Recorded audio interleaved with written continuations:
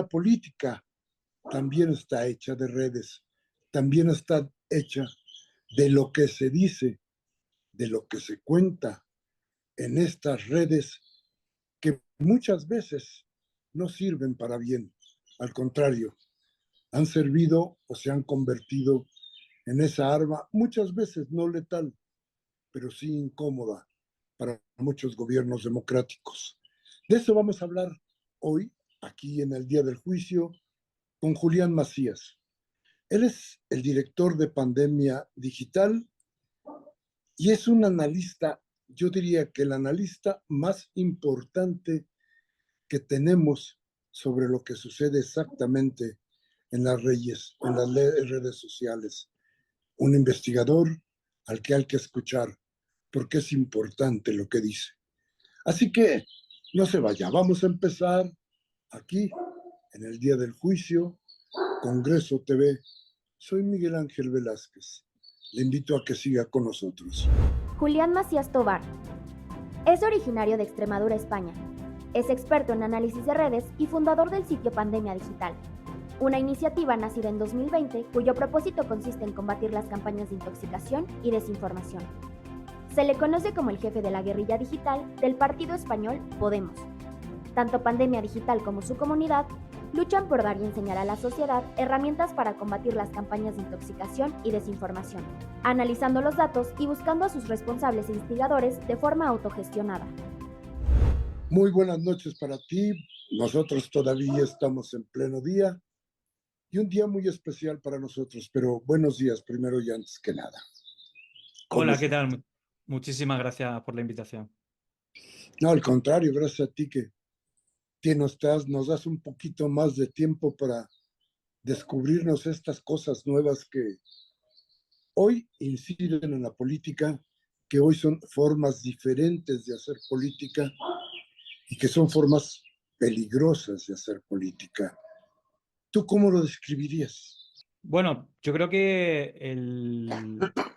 históricamente las campañas de desinformación siempre han acompañado, ¿no? Te diría prácticamente desde el inicio prácticamente de la civilización y por supuesto de la política y yo creo que históricamente los medios de comunicación han sido uno de los principales cañones, ¿no? de propaganda, desinformación o de manipulación masiva.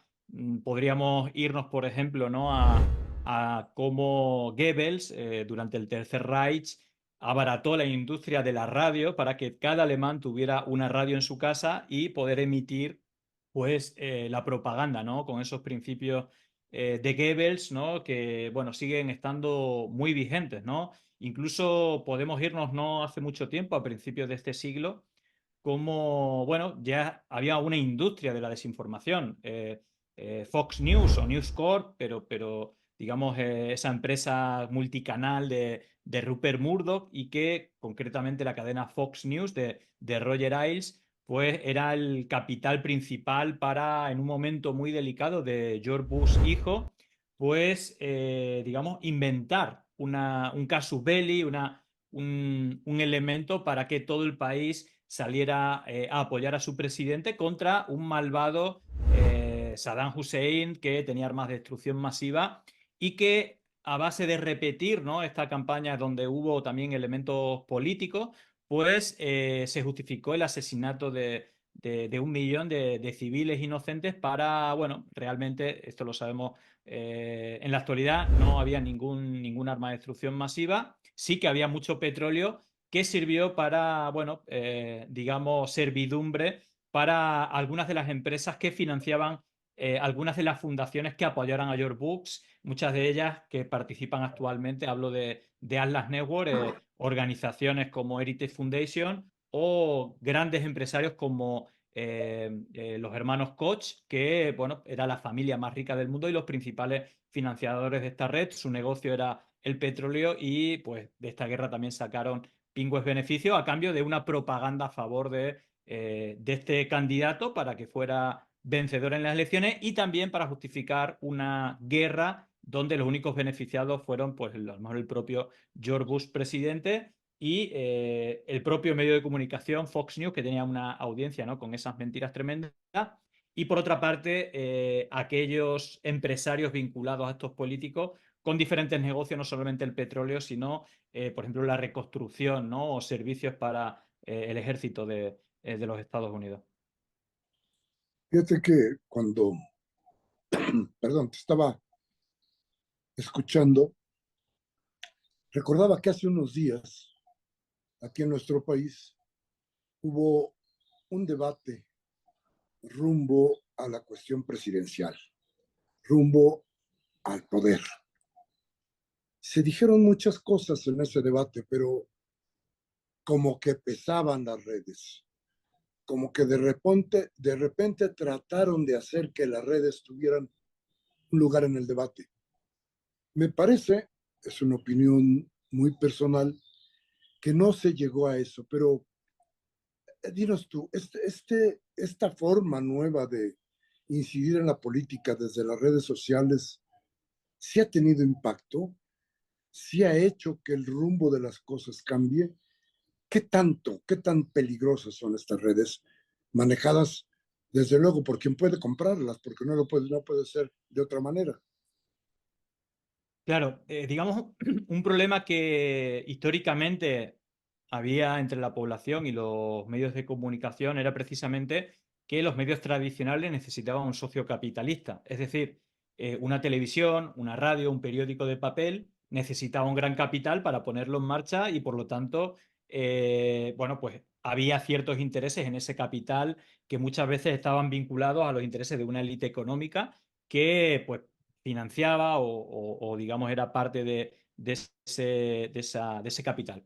Es cierto que cuando aparece Internet y cuando aparecen las redes sociales, pues en cierta manera se democratiza no solamente la manera de cómo recibimos la comunicación, es decir, que antes pues prácticamente los principales o los únicos medios eran esos medios tradicionales, y creo que se abrió una ventana de oportunidad para esa democratización, no solamente para elegir cómo nos informamos, sino también para comunicar, de tal manera que grupos de periodistas o personas, investigadores, pues también podían dar su mensaje, o incluso hacer un contrapoder a esos medios de comunicación. ¿Qué es lo que ocurre?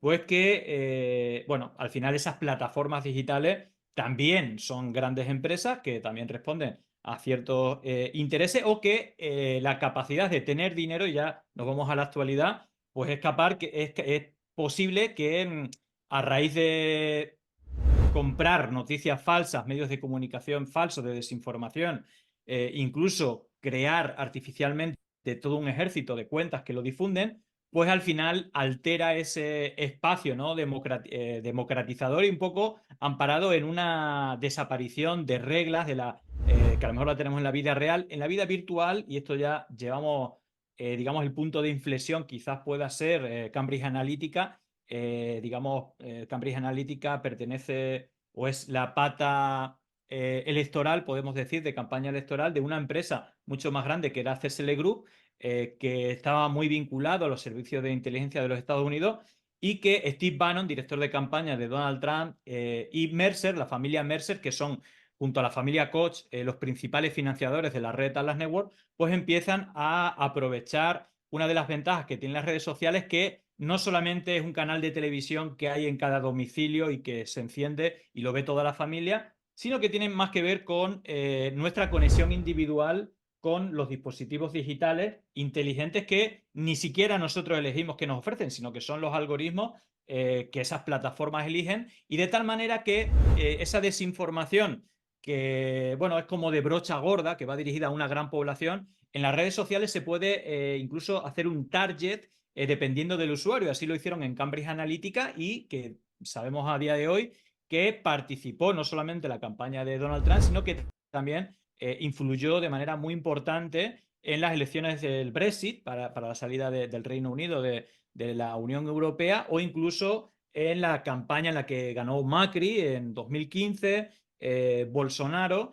Y aunque eso ha mutado, sí que hay una red internacional, yo diría antidemocrática, financiada por élites económicas, cuya principal herramienta es la mentira y el odio, incluso la artificialización de la conversación digital en redes, y que, bueno, pues hay todo un reto, ¿no?, en la sociedad de esa falta de regulación, de legislación, incluso pues una vez que son detectados que han hecho trampas, pues no ha pasado absolutamente nada. No ha habido multas, no ha habido sanciones, incluso si nos vamos a otros campos, como puede ser el deporte, si en unos Juegos Olímpicos o en un Mundial de Fútbol te pillan que te has dopado, ¿no?, si tienes doping, te quitan la medalla o te eliminan de la competición. Bueno, aquí sabemos que estas redes están dopadas y no pasa absolutamente nada. Y no solamente dopadas para inflar el mensaje, sino que incluso el propio Steve Bannon tenía una red de medios de desinformación, el más importante, Breitbart News, que lo que hacía es inventarse noticias para que enfadaran mucho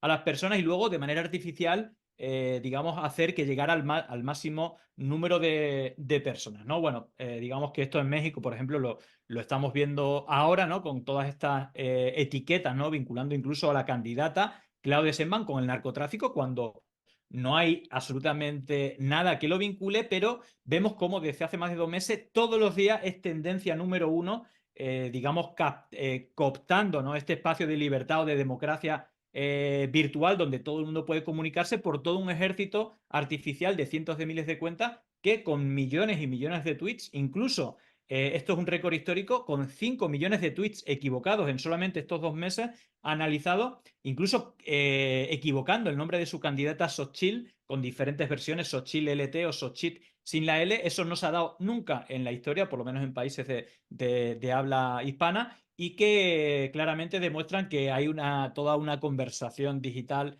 artificial que, bueno, aquí ya habría un debate de cómo llamarlo, un ataque a la democracia, hacer trampa. Bueno, lo que está claro es que lo que hay es una total impunidad y no hay ningún tipo de regulación, por lo tanto, esta industria de la mentira que ya lleva varios años, ¿no?, creciendo cada vez más, pues va ganando terreno amparada en una impunidad total, ¿no? Entonces, bueno, es un reto en la sociedad que seguramente se tenga que dar con muchos escrúpulos, porque también está en juego la libertad de expresión, la libertad de prensa. Cualquier tipo de regulación tiene que amparar estos derechos, pero hay otro derecho donde los ciudadanos pues no estamos amparados, que es el derecho a recibir una información veraz, y tanto desde las plataformas digitales como desde los medios de comunicación, creo que la fiscalización de la información que se traslada, pues digamos que la fiscalización de estos contenidos son muy, muy tenues, incluso casi te diría que hay un premio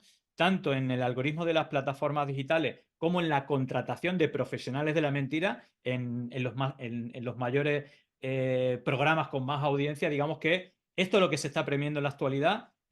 No ya es que no se luche contra la desinformación, no, es que se está potenciando la mentira y el odio, uno por los algoritmos, otro porque el empresario de turno ha decidido que los intereses de su empresa, pues para llegar a esos objetivos, el camino más corto es engañar a la población y generar el virus del odio contra sus rivales políticos, ¿no?, o sus adversarios políticos.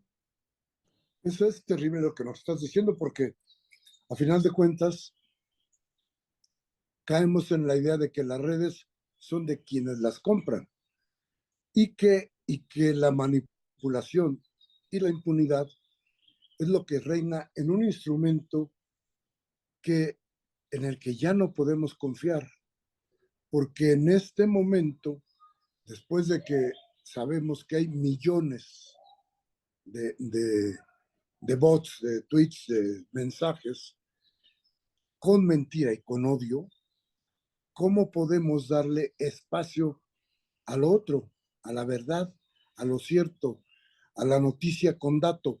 Creo que ya no existe espacio para esto y eso cada vez es más peligroso, ¿no te parece? Bueno, digamos aquí había tres vías de afrontar esto. Uno es con las herramientas que hay actualmente. En cada país hay unas normas, ¿no?, unas normas de convivencia, muchas de ellas amparadas en las legislaciones de cada país o en las legislaciones internacionales. Y bueno, ahí hay un marco donde creo que hay algunas reglas que no se están cumpliendo, ¿no?, sobre todo cuando hay difamación, información falsa contra personas. Evidentemente hay un campo totalmente abandonado, que es la regulación de los espacios digitales. Por ejemplo, no hay ningún tipo de fiscalización o de sanciones al uso masivo de cuentas falsas. no existe, no los detectan y no pasa absolutamente nada. Por eso hay toda una industria también de, no solamente de la mentira, sino del uso de cuentas artificiales en las diferentes plataformas digitales. Y aquí nos quedan dos espacios, ¿no?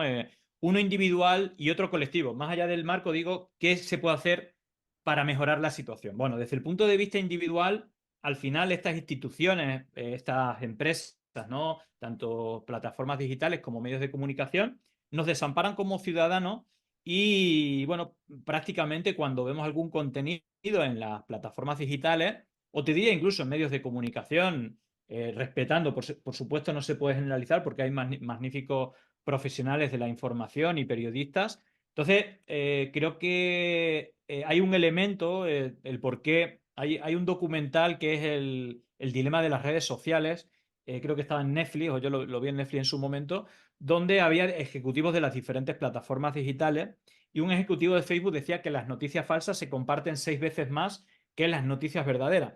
En realidad, eso es un dato, porque o eran los datos de Facebook, pero no es tanto si es verdad o si es mentira, sino que si, digamos, esta industria se ha optimizado, incluso la inteligencia artificial, donde estaban metidos el propio Elon Musk o Peter Thiel, ¿no? Que fue el business angel, el socio capitalista de Facebook y de otras plataformas digitales que usan datos, ¿no? Digamos, la PayPal Mafia era un poco financiadora de todas estas plataformas que usan nuestros datos. Ahí, justamente la inteligencia artificial que hoy ponemos con ChatGPT, OpenAI, pues Peter Thiel y Elon Musk, que fueron asesores, ¿no? de Donald Trump, muy vinculados a todo esto de Cambridge Analytica también. Ya en 2019 decía Elon Musk que es increíble cómo esta inteligencia artificial era capaz de crear mentiras totalmente creíbles. Entonces, la neurolingüística o la manera de cómo ir a nuestras emociones cada vez se ha perfeccionado más, de tal manera que esto que llamamos posverdad es más importante que la propia verdad. ¿Qué es la posverdad? Bueno, pues la posverdad es justamente esa técnica por la cual yo soy capaz de conectar emocionalmente con un target de la población. Y una vez hecha esa conexión emocional, cuando digo una conexión emocional es generar un miedo, generar un odio hacia una idea, hacia un partido político, hacia una persona, hacia un colectivo, como puede ser el feminista.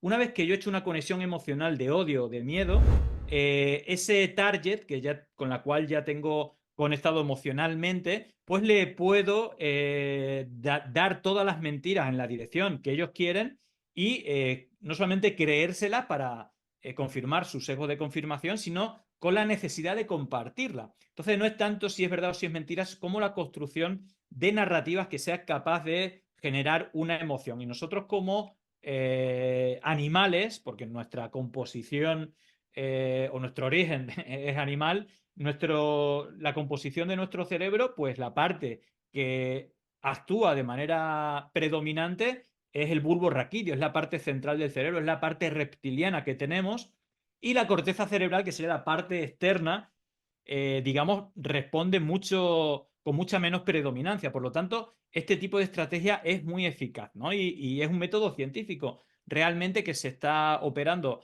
a nivel global.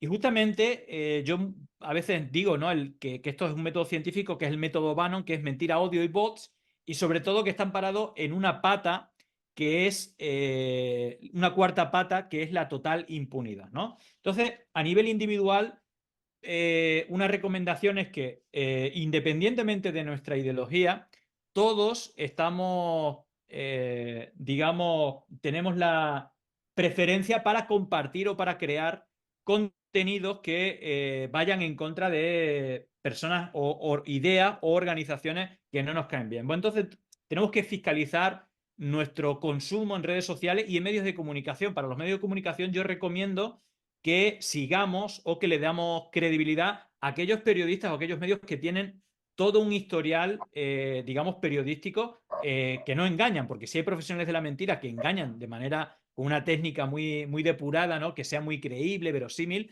pero luego hay profesionales que a lo mejor no te cuentan lo que tú quieres escuchar, pero que tienen una carrera por el cual esa labor periodística de contrastar la información nos avala. Entonces, bueno, pues al final seguir a las fuentes de información que son creíbles y no cualquier cosa que nos llegue en las redes sociales, y de manera colectiva hacer una masa crítica suficientemente grande para presionar a nuestras instituciones a los medios de comunicación y a las plataformas digitales para que paren de promocionar la mentira y el odio y que hagan esfuerzos para que la información que nos llega sea lo más veraz y lo más verosímil o más ajustada a la realidad posible. Fíjate que ahora que te escucho y que pienso un poco en lo que estás hablando, le digo a la gente y te digo a ti que esto que nos estás diciendo, esto que nos dice Julián Macías, este análisis sobre las formas del odio, de la mentira, eso es lo que tenemos frente. Frente a nosotros tenemos un instrumento, cada que usted prenda, encienda o mire su teléfono celular, piense en esto que le está diciendo hoy Julián Macías. Analice qué tanta mentira puede haber en el mensaje que usted está leyendo, qué tanto odio se está echando en ese mensaje. Y piense usted quiénes son los que promueven, quiénes son los que pagan todas estas nuevas formas, diría yo, de invasión, Julián. Y de eso déjame preguntarte, pero permítenos ir a un corte y regresamos contigo y con nuestro auditorio en un momento. Gracias. Muchísimas gracias por seguir con nosotros aquí en el día del juicio. Mire usted, esto que hoy nos está diciendo el analista Julián Macías, este hombre que se ha dedicado a estar mirando las redes con una visión crítica muy importante para describir, para revelar esto que las redes no nos dicen, pero que es cierto y que es la gran manipulación de las realidades. El otro lado de la verdad. Esto que le decía yo hace un momento, cuando usted encienda, cuando mire su celular, tiene que tenerlo en cuenta necesariamente para poder hacer un juicio real sobre lo que está sucediendo. Le preguntaba yo a nuestro invitado, Julián Macías, ¿qué tanto de soberanía se está rescatando en esta nueva forma de invasión, diría yo, Julián, a nuestros países? Porque creo que ya yéndonos a un asunto mucho más de hechos, no es México solamente, sino que hay países donde políticamente se ha intervenido para tratar de frenar democracias, para tratar de tirar aspiraciones, para tratar de dar un vuelco a las historias que van más cerca de los que ya no tienen nada. ¿Sería así el análisis, Julián? Total, mira, dices una de las palabras clave en todo esto que entronca con ese hilo conductor de la historia que es la soberanía, ¿no? La soberanía en diferentes campos, ¿no? No solamente el económico, el mediático es muy importante, ¿no? Al final, de una manera o de otra, si todos los medios de comunicación son de una élite económica, ¿no? Va a defender los intereses de esa élite y no de la mayoría, ¿no? Incluso tenemos el hilo conductor de la historia, por ejemplo, de la Operación Cóndor, ¿no? En los años 70 y 80 en América Latina, y cómo era capital, ¿no? Esa financiación, ese control de medios de comunicación para convertirlos en medios de propaganda para justificar la tortura, la desaparición, el asesinato de miles de civiles, como por ejemplo los Estados Unidos financió con más de 2 millones de dólares el diario El Mercurio para justificar, incluso inventar historias para justificar esas desapariciones clandestinas y que a día de hoy, bueno, pues ese hilo conductor creo que está bastante presente en la actualidad. Podríamos hablar de soberanía digital. Y es verdad que hay un problema cuando estas plataformas digitales, si uno rasca más allá de tener intereses económicos, pues todos pertenecen a un mismo espacio, básicamente todas están en Silicon Valley, que tiene un origen geoestratégico militar para los Estados Unidos. Así fue su origen, ¿no? En esa, ya hace muchos años, ¿no? Pero su origen tiene mucho que ver con esa carrera, ¿no? Espacial con la extinta Unión Soviética.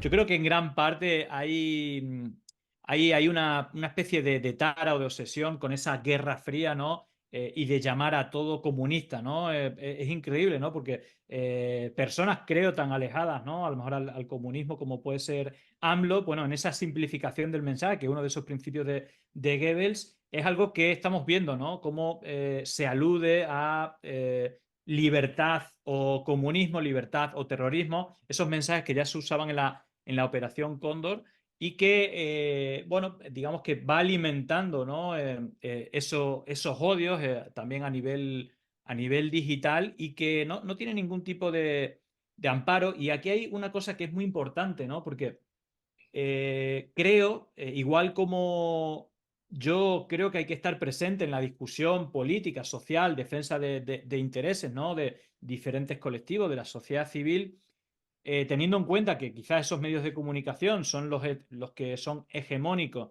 es decir, que igual que pasan las plataformas digitales, creo que hay que estar, es decir, que aunque hagamos un diagnóstico que realmente pues, están dominados por personas que tienen unos intereses muy diferentes a los intereses globales, yo creo que el estar presente ahí, porque es importante, ¿no? Para la presencia de esas ideas o de la defensa de ciertos alineamientos o de protestas o de reivindicaciones, pues creo que también hay que pensar, hablando de soberanía, en una construcción global de medios de comunicación y de plataformas digitales y te diría hasta de instituciones que sean más amigables o más cercanas a los intereses de la mayoría o de la ciudadanía en general. Es verdad que creo que estamos en este momento, en un momento muy alejado de eso. Creo que tanto medios de comunicación como intereses de las plataformas digitales están muy alejados, pero bueno, también vemos cómo precisamente estas plataformas digitales, ¿no? Como puede ser YouTube o puede ser Facebook, el resto de redes sociales, bueno, pues son, dentro de esa hegemonía, son un espacio, como te decía antes, que, bueno, hay resquicios también de democracia. Al final, más allá de que los algoritmos te potencien ciertos tipos de contenido de creadores, pero bueno, tenemos cierto margen para elegir qué contenido, sean en medios tradicionales, sean periódicos, digitales, en papel, o incluso creadores de contenido o periodistas, ¿no? Hay un traslado prácticamente porque las ideas de la defensa de la verdad o del periodismo a veces está en contraposición de los intereses de los dueños de esos grandes medios de comunicación y en los últimos años, y creo que México es un claro ejemplo, estamos viendo cómo hay un trasvase de grandes periodistas que prácticamente son expulsados de esos grandes medios de comunicación y tienen que hacer su trabajo de periodista en estas plataformas digitales y que yo creo que en gran parte, conectando con lo que hablamos antes, en función de la idiosincrasia de cada país pueden tener más efecto esos objetivos propagandísticos, ¿no? De odio, mentira y bots, que claramente en México estamos viendo campañas de dimensiones descomunales. Lo que no tengo tan claro, o sí tengo la intuición de que no son tan poderosas estas campañas, porque precisamente hay toda una red de periodistas o de creadores de contenido, de periodismo, digamos, que hacen un contrapoder y que tienen un peso muy importante, quizás, ¿no? Por los desastrosos gobiernos anteriores, ¿no? Del PRI y del PAN. Un poco desde fuera lo puedo ver así. Creo que hay muchos, los grandes canales de YouTube de creadores que no tienen nada que ver con política, pero que a veces hablan de política, incluso de periodistas, los más vistos son claramente, si bien son críticos y pueden tener un espectro, pero que claramente hacen un contrapoder a todas estas campañas de desinformación, ¿no? Entonces, creo que la mayoría del pueblo mexicano está en una, digamos que es una masa crítica, es decir, que mayoritariamente tiene un pensamiento crítico y que tiene diferentes alternativas para contrastar esa emisión, ¿no? de campañas desde los sectores, digamos, de esa élite económica, que históricamente, bueno, pues han estado alineados con gobiernos anteriores, pero que creo que han causado bastante daño, ¿no? Casos a la población, casos de corrupción, incluso vinculaciones, ¿no? Con el narcotráfico, ¿no? Hay casos recientes judicializados en este sentido. Y también es curioso cómo se usa el principio de transposición, ¿no? El principio de transposición de Goebbels es achacar a tus rivales tus propias debilidades, ¿no? Entonces, me parece como muy llamativo que se use una etiqueta, ¿no? contra Claudio Sheinbaum y contra el presidente del gobierno, vinculándoos con el narcotráfico sin ningún tipo de solvencia ni de prueba, al mismo tiempo que personas muy importantes en gobiernos anteriores pues están demostrados, judicializados y próximamente seguramente condenados con la corrupción y con el narcotráfico. Por eso creo que tienen menos peso, porque hay todo un contrapoder tanto en medios tradicionales, pero sobre todo en plataformas digitales, a pesar de que no son espacios soberanos y que realmente los algoritmos creo que van en una dirección diferente a la de los intereses de la mayoría. Pero que hago esta reflexión, creo que en México, y un poco haciendo caso de las encuestas mayoritarias, viendo después de 2 meses de campaña sucia con diferentes noticias, aunque no vayan acompañadas de pruebas, pero tienen titulares y una orientación clara, y todos esos hashtags, ¿no? Narcopresidente AMLO, narcocandidata Claudia y el resto de campaña sucia. Si hacemos caso a estas encuestas, casi más que no hayan afectado a la credibilidad o al apoyo, creo que incluso ha crecido, ¿no? En el caso del presidente, y de Claudia, pues sigue teniendo unas cifras muy, muy altas. Pero fíjate que hasta en esto tienen sus propias encuestadoras. Ayer era tremendo en el debate, como antes de que acabara el debate salían encuestas que quien había ganado el debate con mucha mayoría y quien iba a ganar las elecciones era Xochitl Gálvez, de una empresa llamada Massive Caller, que todo el troll center de Xochitl, incluso la propia candidata, publicaron como, mira, aquí está la verdad. Y es una empresa de alguien que es un militante del PAN, y que crea esa empresa con datos a pedido de boca, ¿no? Que no tienen nada que ver con la mayoría de empresas serias, solventes en este campo,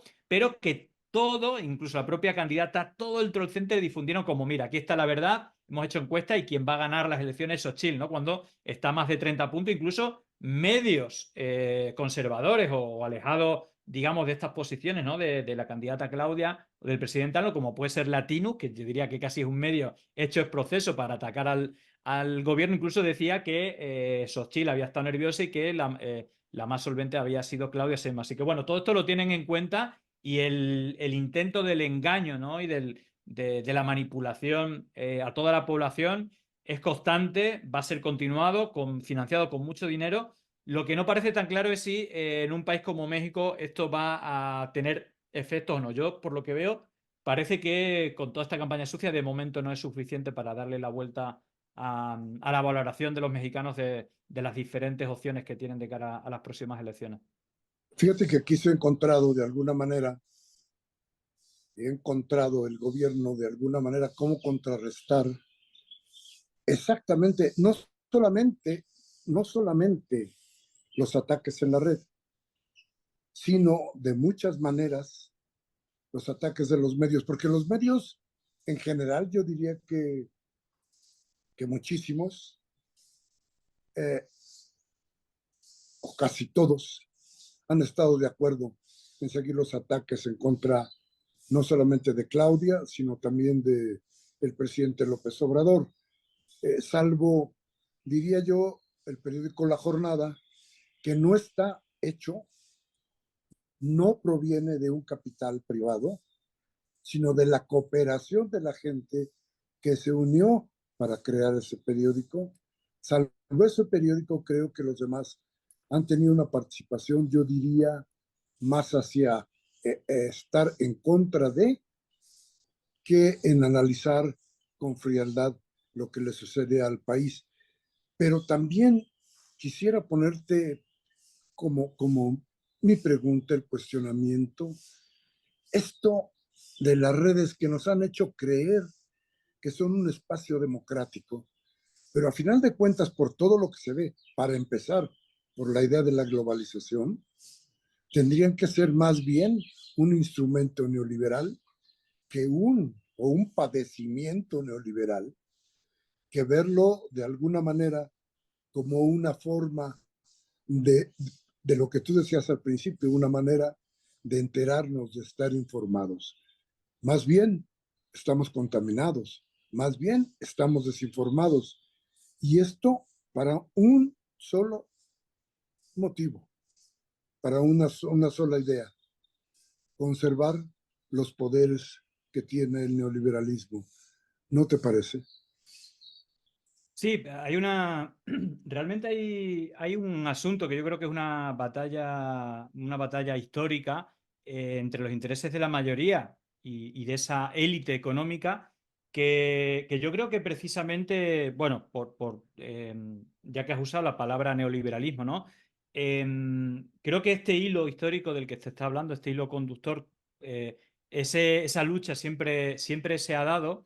Y fíjate, porque hay una hipótesis que no solo la defiendo yo, y es que a estas élites económicas la democracia solamente le ha interesado cuando le daba como ganadora. Es decir, precisamente en esta operación Cóndor, incluso recientemente hemos visto otros golpes de Estado, digamos que incluso hemos visto términos medios. De hecho, yo creo que esa operación Cóndor acabó el crédito, ¿no?, de los Estados Unidos, ¿no?, de su injerencia en América Latina, aunque estamos viendo episodios, creo que en los últimos episodios, precisamente, ¿no?, con la embajada de México en Ecuador, o incluso Milei, ¿no?, con la señora Richardson, ¿no?, la comandante de los Estados Unidos de la zona sur, como ella explicita, ¿no?, que América Latina le interesa mucho por el litio, porque, bueno, por un montón de materias primas, ¿no?, que son interesantes para ellos. Esto es histórico, y fíjate cómo en esa operación Cóndor, esa inversión, ¿no?, para precisamente, si hablamos de neoliberalismo, Milton Friedman, el catedrático de la Escuela de Chicago, ¿no?, que financiaba, la hacía a estudiantes de diferentes países que luego se convirtieron en los ministros de Economía de estos países, que con golpes militares acaban con la perdón, acaban con la democracia de los países, y luego, digamos, la injerencia era total, porque después de acabar con la democracia la extraían con, bueno, no sé, el determinamiento, ¿no? En Argentina lo llaman con los cipayos, ¿no? Con las personas locales que vendían el país a los de fuera. Bueno, yo creo que esto sigue pasando, e incluso ha habido evoluciones, porque estamos viendo estos golpes blandos con campañas sucias, ¿no?, a través de medios de comunicación. Ya vimos lo importante, ¿no?, que eran los medios de comunicación. El claro ejemplo del diario El Mercurio, ¿no?, financiado por los Estados Unidos, más de 2 millones de dólares. Hay otro componente que lo hemos visto en los últimos 20 años, que es el lawfare, ¿no? Y estas campañas que son de triple capa y que en muchas ocasiones se retroalimentan, ¿no? Son campañas que participan medios de comunicación, pero que para que estos medios de comunicación tengan algo de sustento, si alguna acción entra en el tracto judicial, es decir, si hay alguna causa abierta, digamos que es más fácil retroalimentar medios de comunicación, y digamos que luego ha habido extremos, ¿no? El caso de Bolivia, bueno, fue un golpe ya duro, es decir, que tenemos casos como el de Ecuador o el de Brasil, donde se ha operado con lawfare de manera tremenda, con la colaboración necesaria de los medios de comunicación, pero vemos como en el caso de Paraguay, hace un año, el caso de Honduras, o el caso más reciente de Bolivia, pues se dieron golpes de Estado con la intromisión de injerencias de los Estados Unidos nuevamente, y que muchos de los actores tienen que ver con esta red que está participando en México ahora, Atlas Network, en el cual, bueno, pues empresas vinculadas a esta organización, políticos vinculados a esta organización, medios de comunicación vinculados a esta organización, y troll center o cuentas falsas asociadas a esta organización. En el caso de Bolivia, que es cuando yo empecé a hacer análisis de manera, digamos, que prácticamente cuerpo y alma 24 horas al día, en una sola semana, la semana del golpe de Estado, se crearon más de 100.000 cuentas falsas de Twitter, que lanzaron más de 1,5 millones de tweets con las etiquetas Evo narcotraficante, Evo dictador, Evo asesino, y diciendo que no había ningún golpe de Estado, que era un fraude electoral de Evo Morales. Luego se demostró que no existió ningún tipo de fraude. En las 98 mesas donde decían que se había hecho fraude, cuando ganó Lucho Arce en las siguientes elecciones, después del golpe de Estado, en esas mesas Lucho Arce, del mismo partido que Evo Morales, del MAS, Movimiento al Socialismo, sacó mayor porcentaje que el que había sacado Evo Morales. Por lo tanto, aunque eran unas cifras muy altas, pero eran poblaciones de alto componente indígena, y por lo tanto con un apoyo masivo a este movimiento político. Bueno, creo que esto lo vemos, ¿no?, en sus diferentes versiones, pero si ya no se tiran misiles, ¿no?, o bombas sobre la Casa de la Moneda, sí que se lanzan bombas de racismo en redes sociales. Incluso a veces, si eres capaz de cooptar, por supuesto, los medios de comunicación ya hace mucho tiempo que están cooptados por gran parte de esta élite económica, y luego, por supuesto, de los juzgados. Es verdad que como pasa en todos los espacios, pues no se puede generalizar, pero hemos visto acciones muy evidentes, muy claras de acciones combinadas de medios de comunicación y judiciales que luego se han demostrado que son totalmente armados, pero que sirven para generar en el sentido común de la mayoría de la ciudadanía un odio hacia un dirigente político que casi siempre tiene unas características que hace unas políticas dirigidas a los intereses de la mayoría y no de esa élite económica, y por lo tanto pues resulta ser una amenaza, incluso ya no desde el punto de vista regional, sino desde el punto de vista ideológico, cuando se habla de soberanía nacional, de que los hidrocarburos de un país, el caso de México con Pemex es evidente, pero el caso de Correa o Evo Morales en Ecuador y Bolivia es claro, es como esas grandes multinacionales se estaban extrayendo, ese colonialismo extractivista, se quedaban con toda la riqueza, y cuando llega un gobernante que dice no, la riqueza de Bolivia se queda en Bolivia, los datos macroeconómicos se multiplican por 10, por 100.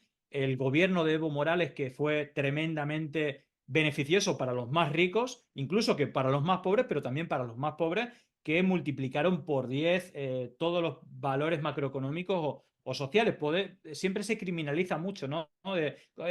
Estas políticas que empobrecen, pero le recomiendo a cualquier ciudadano que nos esté escuchando que haga una comparativa de los datos macroeconómicos o sociales en Ecuador, Bolivia. Podría decir más ejemplos, ¿no? Porque también con Lula pasó, o con Pepe Mujica, ¿no? En Uruguay, cómo esos datos macroeconómicos que tanto le gustan, ¿no?, a los conservadores o a espacios más liberales, pues son totalmente contundentes, y por eso aplican tal fuerza y usan cualquier método, porque claro, si la mayoría de la gente se da cuenta que hacer políticas para la mayoría de la gente beneficia, pues eso va en contra de esos privilegios, esos grandes intereses de este pequeño porcentaje de la población que básicamente es dueña de todo, ¿no? Y que evidentemente van a intentar ese 1%, ese 0,1% de la población, pues son menos, pero tienen la capacidad de comprar medios políticos y también bots o plataformas digitales. Entonces, esa es la lucha histórica, y por eso creo que es tan importante la pedagogía y la acción, ¿no?, colectiva, no solamente individual, de mantener, ¿no?, una línea en progreso a los intereses de la mayoría y no de esa élite económica. Bien, Julián, fíjate que en México estamos viviendo tiempos difíciles porque estamos en la idea de vamos a tener un canal que nos permita continuar con lo que la transformación se ha dado, o regresar a los tiempos en los que la corrupción tenía tanta fuerza que gobernaba absolutamente solamente con mandatarios, con políticos que se convertían más que nada en administradores de las fortunas de estos señores. Por eso el tiempo es delicado. Por eso, ahora que regresemos de un corte, quisiera preguntarte, ¿cómo ves la cosa en México? ¿Cómo está la cosa en México? ¿Cuál es tu análisis sobre México? Pero déjame ir al corte y regresamos en un momento. Estamos tratando de darle elementos a usted para que se dé cuenta de cómo se juega hoy en el tablero de lo político. No es tan fácil el análisis cuando ve uno los elementos, por ejemplo, los que hoy pone a nuestra disposición nuestro invitado. Y lo que yo quiero preguntarle hoy es, ¿cómo ve, cómo ha analizado, después de haber visto, por ejemplo, Bolivia, Ecuador, qué está pasando hoy con México? Ya hablamos de que este instrumento, las redes sociales, podría haberse convertido ya en un instrumento que solamente puede ser usado para la manipulación, para el odio. ¿Qué está pasando en México? Aunque parece que aquí, en nuestro país, Julián, esto no ha tenido el efecto que pudo haber tenido en otros países, cosa de la que tú ya nos dabas idea. Pero, insisto en la pregunta, ¿qué pasó o qué está pasando en México? ¿Qué es lo que va a pasar según tu análisis? Pues mira, comparando con con otros países, fíjate que una de las cosas que usan mucho es la batalla cultural, las defensas por las ideas de la libertad. Esto se lo escuchamos mucho seguramente a Ricardo Salinas o a Cayetana Álvarez de Toledo, que pertenecen a esta red de Atlas Network, que a lo que se dedica es a la batalla cultural de las ideas de la libertad. Básicamente es defender ideas neoliberales y acabar con el estado de bienestar, con el Estado, ¿no? Es decir, que no paguen impuestos los ricos, que no paguen impuestos las empresas, que acabe la educación pública, sanidad pública. Bueno, fíjate que en México, y me quedo con el debate de ayer, la transformación, la cuarta transformación de AMLO es rotunda y absoluta. Y te voy a dar dos elementos de ayer que yo, a diferencia, esto que el debate que vimos ayer en México no lo vamos a ver en ningún país del mundo, por lo menos de habla hispana, y te diría que de Europa, porque evidentemente ayer ocurrió algo en el debate, que fue que la candidata del PRIAN decía que ella no tenía nada que ver con el PRI y con el PAN, número uno. Dos, achacaba al político de revolución del Movimiento Ciudadano, el de Maínez, le decía, ¿y tú de qué presumes si tú vienes del PRI? Es decir, pero si, señora, usted es la que, es decir, es usted la candidata del PRI y del PAN, pero ella renegaba, ¿no? De esos partidos políticos. Y luego hay otra cuestión que es, tenía dos patas, ¿no? La propuesta de Xochitl, una es toda la agenda de AMLO, incluso de Claudia, incluso de, digamos, espacios más progresistas, ¿no? De hecho, ese juramento con sangre que hizo de no se va a quitar ninguno de los programas del gobierno. Esa es una victoria tremenda, porque ella misma y sus partidos que la promueven, justamente sus posturas es que había que acabar con todos esos programas dirigidos a las mayorías. Está claro que ellos han hecho sus análisis, han analizado el apoyo, ¿no? al gobierno de AMLO, el rechazo al PRI y al PAN, precisamente con política en la dirección contraria. Y fíjate que la estrategia es estrategia, quizás inteligente, pero me parece que es como muy cínica, de intentar, ya que entienden que el votante conservador o de derecha le va a votar, intentar rascar votos diciendo las mismas cosas. Y es como, vamos a hacer lo mismo que ustedes, y de hecho es como muy escandaloso, incluso con carteles. Nadie te puede decir que van a quitar los programas del gobierno si no gobierna Morena, ¿no? Es como, vamos a hacer lo mismo, pero la diferencia es que ellos son corruptos, son sucios, y que ayer la campaña no era de ninguna propuesta de la señora Xochitl, básicamente es de vamos a hacer lo mismo, no vamos a quitar, os prometemos que no vamos a quitar ninguna de las políticas que está haciendo el gobierno actual, pero nosotros somos limpios, ¿no? Yo soy limpia, soy independiente, no pertenezco a ningún partido, y toda la campaña era de decir que diferentes accidentes o muertes son responsabilidad de Claudia, o esa campaña sucia de vincular con el narcotráfico, sin ningún tipo de prueba, ¿no? Pero es campaña sucia por un lado, pero políticamente no están alineados a su fuerza, digamos, la red internacional de la que estamos hablando, que si bien usan la mentira y el odio como principal herramienta, sí que hacen una propuesta de país diferente. Es decir, ellos hablan de, bueno, de quitar impuestos a los ricos, de disminuir el Estado, ¿no? Y realmente a mí me parece un cinismo estratégico, ¿no? Precisamente por ese apoyo, ¿no? que tiene el gobierno actual. Y eso creo que es una gran victoria, porque es un reconocimiento que los alineamientos políticos, las políticas adecuadas son las que está haciendo este gobierno en dirección a la mayoría de los intereses, con todos los errores del mundo, porque es más, si te parece, es que me llamó la atención, ¿no? Cómo querían pasarle por la izquierda, ¿no? A Claudia, tanto Xochitl como el candidato de Movimiento Ciudadano. Eso creo que es una muy buena noticia, e incluso en la defensa de los derechos, ¿no? humanos de minorías como el colectivo trans, el LGTBI. Es decir, justamente la batalla cultural de sus socios internacionales van en la dirección contraria. Es hacer campañas de odio contra las feministas, con el colectivo LGTBI, por supuesto, con la gente más empobrecida, y generar odio hacia ellos. Entonces me parece muy buena noticia esto. ¿Cómo creo yo que se ha llegado aquí? Bueno, pues hay un elemento, yo te comentaba antes, ¿no? De esa riqueza, ¿no? O ese contrapoder a los medios tradicionales, que es toda una red de medios, ¿no? Quizás más pequeños o descapitalizados como como La Jornada y otros espacios, ¿no? de comunicadores que están en YouTube y que tienen mucha audiencia. El propio AMLO es el comunicador más visto en habla hispana. Y eso es un parteaguas total. Si bien yo creo que, o soy crítico, ¿no? con el presidente y creo que desde espacios políticos desde izquierda puede tener espacios de crítica, ¿no? Evidentemente.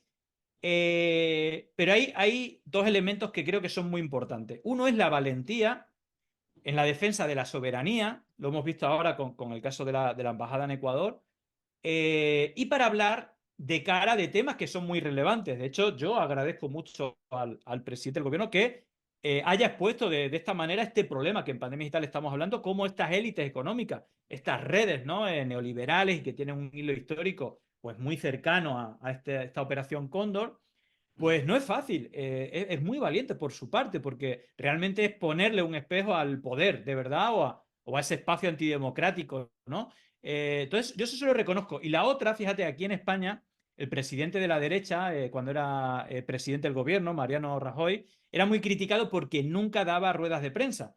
Él, cuando tenía que hablar, ponía un plasma y salía hablando en un plasma, pero no recibía preguntas. Bueno, me parece que es muy importante él no solamente comunicar en primera persona la actualidad de las acciones que está haciendo el gobierno, eso sería rendir cuentas, ¿no? Está muy valorado en la política anglosajona, pero la otra es también estar abierto a las preguntas, ¿no? Y esta labor de todos los días creo que les parte un poco la estrategia a sus socios internacionales. ¿Por qué?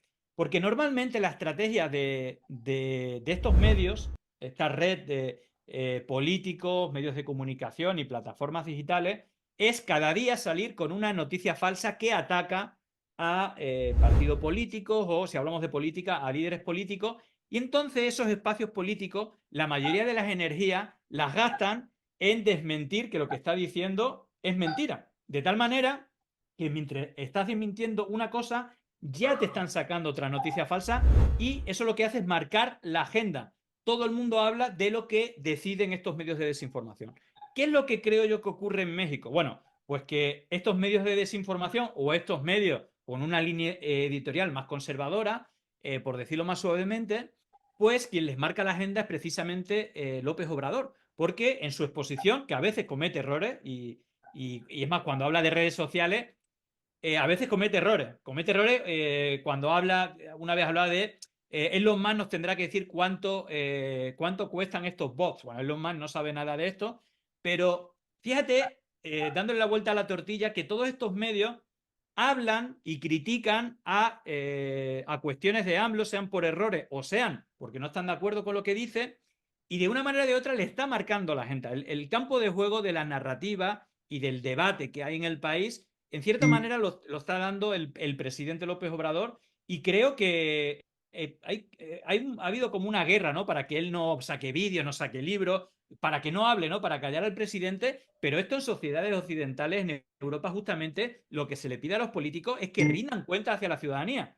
Entonces, me parece que es una labor magistral, no solamente por rendir cuentas directamente a la ciudadanía, sino porque rompe la estrategia de marcar la agenda a todos estos medios de desinformación, ¿no? Entonces, bueno, ahí está mi análisis de por qué creo yo que en México es más complicado la efectividad de estos medios de desinformación que tienen la obligación de cada día sacar un escándalo, ¿no? Para alimentar pues ese odio, ¿no?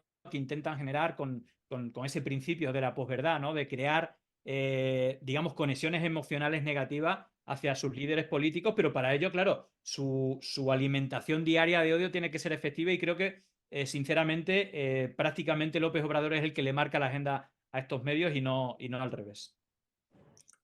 Creo que por el momento, independientemente de lo que se hace desde la presidencia, la ciudadanía no tiene vacunas para lo que sucede en las redes. ¿Qué tenemos que hacer? ¿Cuál es la forma? Porque ahorita hablar de que hay que modificar las redes, en ese momento se levanta una protesta general que dice se va en contra de la libre expresión de las ideas, cuando parece que lo que se va es contra la libre expresión de la torcedura de las ideas. Entonces, exactamente cómo haríamos. No hay vacuna.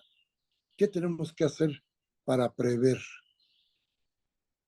Creo que Mira, nos queda como única alternativa leer para estar informados. sí, tal cual. Mira, precisamente Pandemia Digital surge eh, durante la llegada de la pandemia del coronavirus a España en marzo de 2020.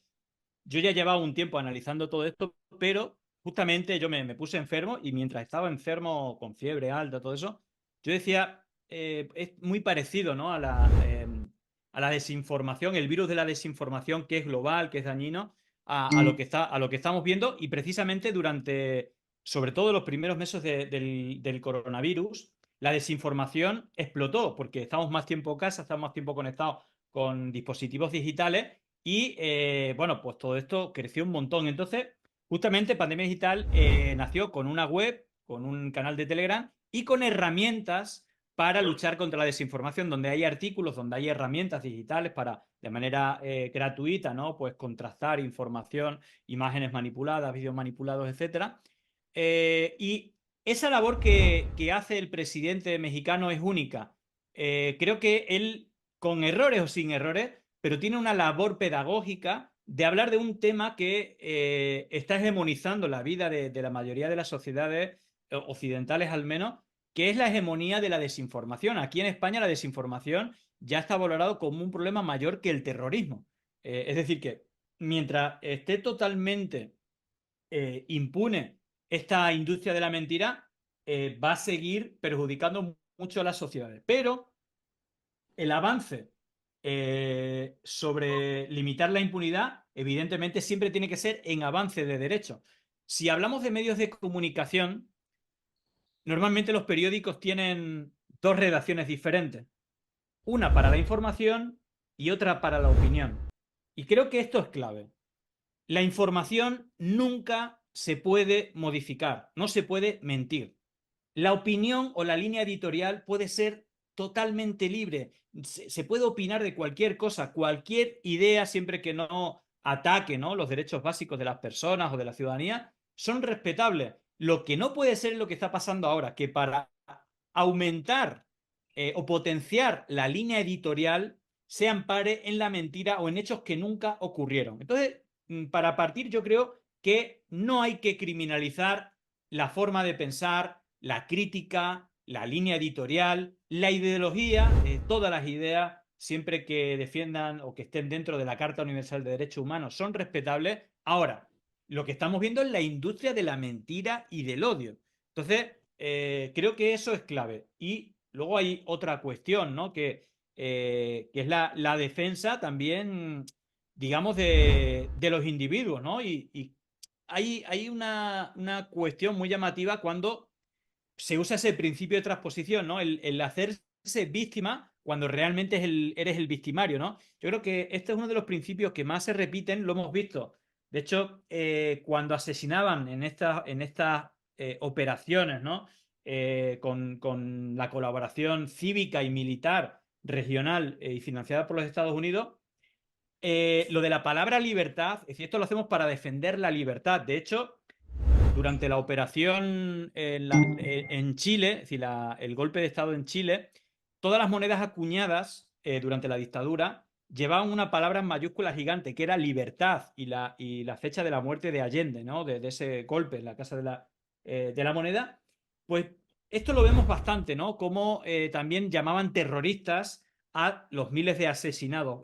Yo creo que esto de criminalizar y luego lavarse las manos, es decir, que hay un elemento también de cinismo en el sentido de intencionadamente mentir, aumentarlo artificialmente con cuentas falsas y luego hacerme la víctima. Ay, esto no, estás rompiendo mi derecho de expresión. No, no, la libertad de expresión es total, pero hay un derecho que tiene la ciudadanía que es recibir información veraz. Y esto creo que habría que empezar a fiscalizarlo por aquellas personas o organizaciones que reciben dinero público y que tienen una labor en la sociedad. Y estoy hablando de medios de comunicación, sobre todo si son públicos, pero muchos de los medios privados reciben también dinero público por subvenciones, y luego los políticos también tienen un sueldo público y tienen una función en la sociedad que es informar y ayudar a una mejor convivencia, a una mejor sociedad. Y evidentemente lo que estamos viendo, que sobre todo, aunque sea totalmente transversal, pero de manera industrial, estamos viendo que está hegemonizando los espacios de derecha, que yo creo que dentro de la derecha o de posiciones liberales o conservadores tiene que haber mucho enfado, porque esta gente ni siquiera tiene ideología. Es decir, usa la mentira y el odio según mejor convenga para acabar con posiciones de izquierda o digamos que defiendan intereses de la mayoría, y esto está pasando a nivel global, ¿no? Entonces, yo creo que evidentemente tiene que haber un debate sosegado, por supuesto no atropellado, lejano de los intereses partidistas, de los intereses individuales, sino los intereses colectivos. Y si bien ahora la derecha, a mí no me gusta llamar a este espacio que es la mentira la derecha, sino son espacios antidemocráticos financiados por élites económicas para salvaguardar los intereses de esa élite económica, pero lo mismo que ahora ataca la democracia con un beneficio o con un ataque a posiciones más progresistas, puede pasar lo contrario. Si hay un socio capitalista con mucho dinero que quiere defender, pongamos, las ideas del comunismo y quiere atropellar la verdad y hacer trampas masivamente para generar odio hacia líderes de derecha, pues tampoco me parecería bien. Por lo tanto, yo creo que la defensa de la verdad, la defensa de la democracia, son valores que debería haber un consenso en la mayoría de la ciudadanía para no repetir los episodios más oscuros de la historia. Y nos podemos ir al Tercer Reich, es decir, al fascismo, al nazismo en Italia, en Alemania, por supuesto al franquismo en España, o a esa operación Cóndor con golpes militares en América Latina, donde, repito, y esto se está usando, aunque sea de manera diferente, la principal herramienta era la propaganda, era la mentira y era el odio. Ahora además tienen la capacidad de sectorizar los mensajes en función de tus intereses, porque se puede hacer a través de las redes sociales, y usar artificialmente la implementación de altavoces más grandes para que llegue a diferentes espacios o que dé la sensación que hay un mayor apoyo o un mayor rechazo